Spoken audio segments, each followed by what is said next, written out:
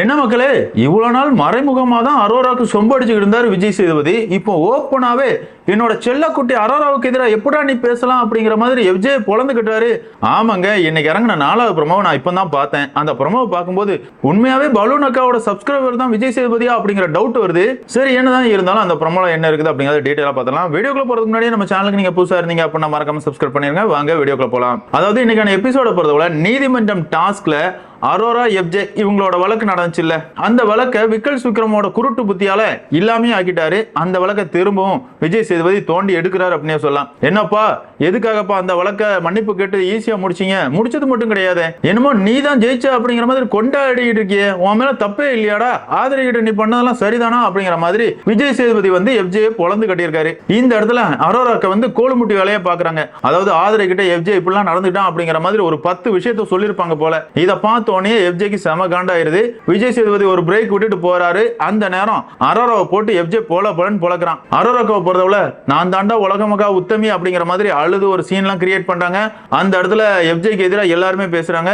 FJ அந்த இடத்துல என்ன சொல்றான் அப்படின்னு பார்த்தோம்னா, என்னமோ அரோராவுக்கு எல்லாம் தெரியும் அப்படிங்கிற மாதிரி ஆதரை பத்தி நான் 10 விஷயம் சொல்லவா அப்படிங்கிற மாதிரி எல்லாம் சொல்லிட்டு இருக்கா. அவ சொல்றதெல்லாம் உண்மையா, நீங்க எல்லாரும் ஏத்துப்பீங்களா அப்படிங்கிற மாதிரி இவன் என்னமோ உத்தம மாதிரி இவன் இந்த இடத்துல பேசிட்டு இருக்கான். அதுக்கப்புறமா விஜய் சேதுபதி வந்து பிரேக் எல்லாம் முடிச்சிட்டு வர்றாரு. வந்து விஜய் சேதுபதியை பொறுத்தவரை அரோரா கண்கலங்கி நிக்கிறத பார்த்த உடனே அவர் நெஞ்சில இருந்து ரத்தமே வந்துருது. என்னோட செல்லத்துக்கிட்ட எவன்டா சண்டை போட்டது அப்படிங்கிற மாதிரி எஃப்ஜே போட்டு பொளந்து கட்டுறாரு. எஃப்ஜே, அரோரா என்கிட்ட என்ன பேசணும் என்ன பேசக்கூடாது அப்படிங்கறத சொல்றதுக்கு நீ யாருடா?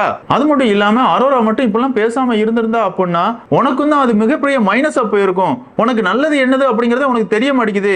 அரோரா பேசினது ஆதரிக்கு மட்டும் நல்லது இல்ல, உனக்கும் தாண்டா நல்லது அப்படிங்கிற மாதிரி எஃப்ஜேக்கு புத்திமதி எல்லாம் சொல்லிட்டு இருக்காரு. அந்த இடத்துல எஃப்ஜே பொறிக்க போறதுல நீ பெரிய டேஷ், நீ எனக்கு அட்வைஸ் பண்றியா அப்படிங்கிற மாதிரி முறைச்சிட்டு இருக்கான். ஆமாங்க, இந்த எஃப்ஜே பொறுத்தவரை ஒரு இடத்துலயுமே விஜய் சேதுபதி மதிச்சதே கிடையாது. இருந்தாலும் இவரை பொறுத்தவரை ஒரு ஹோஸ்டா எதிர்த்து கேள்வி கேட்பாரா?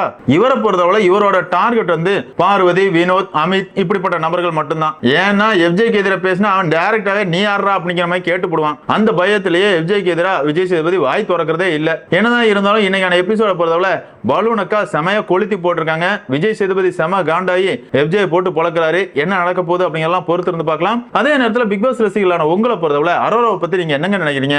ஆண்களை பகடக்காய பயன்படுத்தி ஒரு கேவலமான கேமை பிக் பாஸ் வீட்டுக்குள்ள ஆடிட்டு இருக்காங்க. வெளியேயும் அதே தான் பண்ணிட்டு இருக்காங்க. ஆமாங்க, அவங்களோட ஆபாச புகைப்படங்களை போட்டு இவ்வளவு பணம் கொடுத்து என் சேனலை சப்ஸ்கிரைப் பண்ணாதான் என்னோட ஆபாச புகைப்படங்களை உங்களால பார்க்க முடியும் அப்படிங்கிற மாதிரி சப்ஸ்கிரிப்ஷன்ல மட்டுமே மாசம் 6 லட்சம் ரூபாய் சம்பாதிச்சுக்கிட்டு இருக்காங்க. இந்த அரோரா பண்ற எல்லா கேவலமான வேலையும் பிக் பாஸ் வீட்டுக்குள்ள பண்ணிக்கிட்டு உத்தமி மாதிரி அழுது ஒரு நாடகத்தை கிரியேட் பண்றாங்கல்ல, இவங்களை பத்தி நீங்க என்ன நினைக்கிறீங்க அப்படிங்கறத கமெண்ட்ல மென்ஷன் பண்ணுங்க. இந்த வீடியோ உங்களுக்கு பிடிச்சிருந்தா லைக் பண்ணுங்க, ஷேர் பண்ணுங்க, மறக்காம சேனலை சப்ஸ்கிரைப் பண்ணுங்க. Thank you friends.